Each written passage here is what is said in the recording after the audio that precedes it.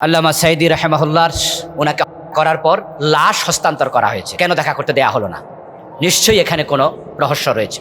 আমরা সরকারের কাছে অনুরোধ করব, জামাত ইসলামীর কাছেও জোর দাবি জানাবো, এ বিষয়ে সোচ্চার হওয়া দরকার, সরকারকে প্রেসার দেওয়া দরকার এবং বিএনপি সরকার যেন বিষয়ে ভূমিকা রাখে।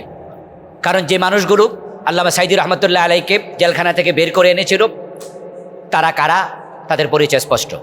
সরকারের কাছে তথ্য আছে সেখানে কারাগারের জেলার কে ছিল, দায়িত্বশীল কে ছিল, কার দায়িত্বে শেখ মুজিব হাসপাতাল পর্যন্ত, ফিজি হাসপাতাল পর্যন্ত আনা হয়েছে।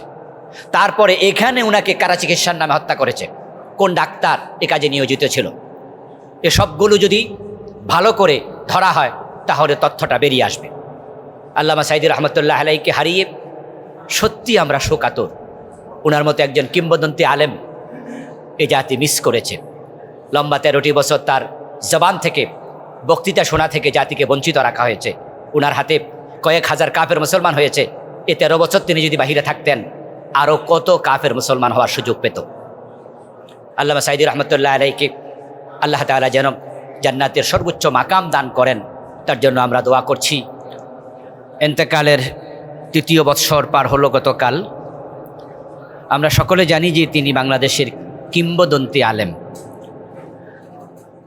ওনাকে এন্তেকালের আগে লম্বা সময় ফ্যাসিস্ট সরকারের জুলমের শিকার হওয়া লেগেছে। তিনি 13 বছরের মতো সময় জেলখানায় ছিলেন।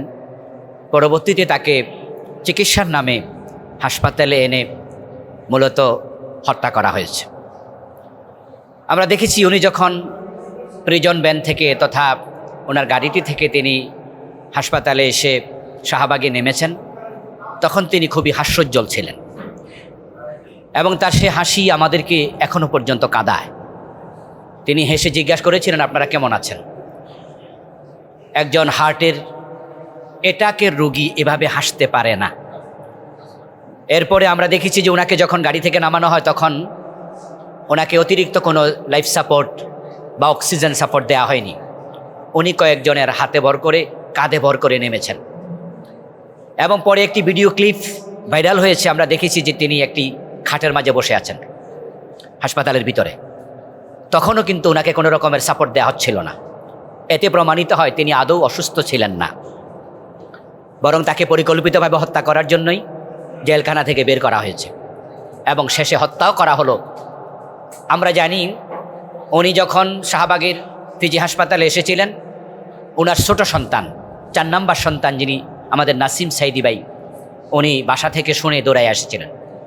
কারণ তখন শামীম ভাই ছিলেন আমেরিকায়, মাসুদ ভাই ছিলেন ঢাকার বাহিরে। নাসিম ভাই আসার পর আল্লামা সাইদি রাহেমাহুল্লাহর সাথে হাসপাতাল কর্তৃপক্ষ দেখা করতে দেয়নি। সারাদিন তিনি অপেক্ষা। আল্লাহ তাআলা তার এই মৃত্যুকে শাহাদাতের মৃত্যু হিসাবে যেন আল্লাহ তাআলা কবুল করেন। তার পরিবার পরিজন এবং তার স্ত্রী সন্তানেরা এখনও আছেন। আল্লাহ সকলকে রহমতের চাদর দ্বারা আবৃত করে রাখুন, আমিন।